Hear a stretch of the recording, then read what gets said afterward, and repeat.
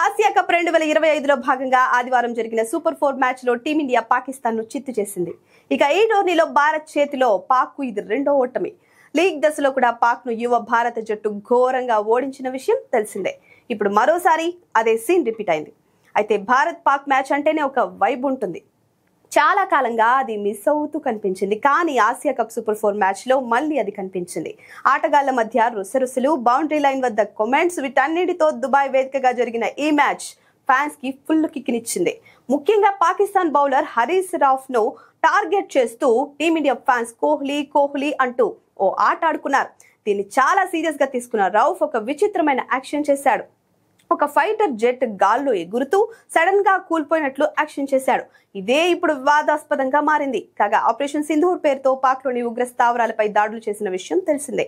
ఆ దాడుల సందర్భంగా భారత్ కు చెందిన 6 ఫైటర్ జెట్లను తాము కూల్ చేశామని అప్పట్లో పాక్ అర్థం లేని వాదనలు చేసింది. దాన్ని ఇప్పుడు రౌఫ్ మరోసారి చూపించాడని అంటున్నారు.